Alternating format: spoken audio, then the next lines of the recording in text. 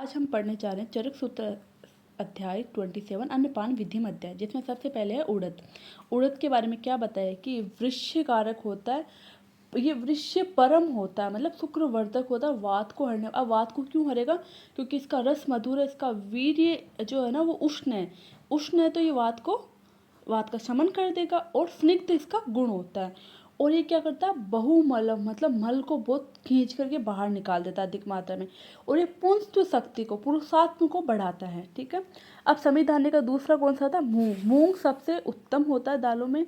मूंग का जो रस होता है वो दो रस होते हैं, कसाय और मधुर। और इसका वीर्य होता है शीत, और ये विपाक में कैसा होता है? कटु होता है और हल्का होता है और विशुद्ध गुणकारी और कफ और पित्त का नाश करने वाला होता है। ठीक है। तो ये श्लोक हमें याद ही करना, ये इंपॉर्टेंट श्लोक है।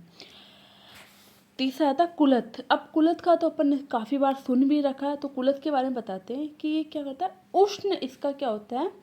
वीर्य होता है। अब उष्ण वीर्य के कारण क्या करता है? ये क्या करता है? पाके अम्ल, अम्ल को विपाक के बाद क्या करता है? अम्ल गुण वाला होता है और कसाय रस वाला होता है और कफ शुक्र को हरने वाला। कफ शुक्र अनिल अपा है, ये तीनों वर्ड हमें याद रखना। और ये किस बीमारी में काम आता है? का श्वास हिक्का में और अर्थ रोग में। अब आता है मोठ। मोठ मतलब मकुष्ठ। मकुष्ठ के बारे में क्या बोला? इसका रस और विपाक कैसा होता है? मधुर होगा। तो ऑब्वियसली इसका वीर्य शीत हो जाएगा। और ये गुण में कैसा होगा? रुक्ष और संग्राही। संग्राही वर्ड तुम जानते ही हो क्या करता है? अतिसार वगैरह में काम आता है। और रक्तपित्त और ज्वर, इन रोगों में ये फूड खाना ही चाहिए। तिल के गुण। तिल के गुण हम जानते हैं कि ये वात का शमन करेगा। ठीक है। वात नाशक होगा। इसमें 4 रस पाए जाते हैं, मधुर, तिक्त, कसाय और कटु रस वाला होता है तिल। ठीक है। ये बालों के लिए, त्वचा के लिए अच्छा होता है, बल्य होता है, वात का शमन करता है। सबसे इम्पोर्टेंट यही है। और सिंबि धान्य को हमें याद करना ही करना है। इसमें क्या होता है? ये रस में कसाय रस की होती है और ये रुक्ष होती है, वात को कुपित करने वाली होती है।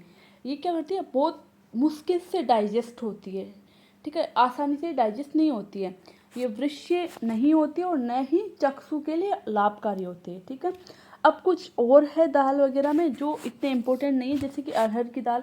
इसमें तुम्हें इतना याद रख लेना कि कफ और पित्त को दूर करता है, वात कारक होता है। और जो बाकुची होता है वो वात कफ सामक होता है। ये है ना MCQ में आ सकते हैं। चकवड़ के बीज और सेम के बीज वात पित्त को बढ़ाने वाले होते हैं। ये सबसे इम्पोर्टेंट चीज़ें, ये ना MCQ पर्पज से ये बेस्ट होती हैं। और राजमांस का तुम्हें याद रखना ही है, ये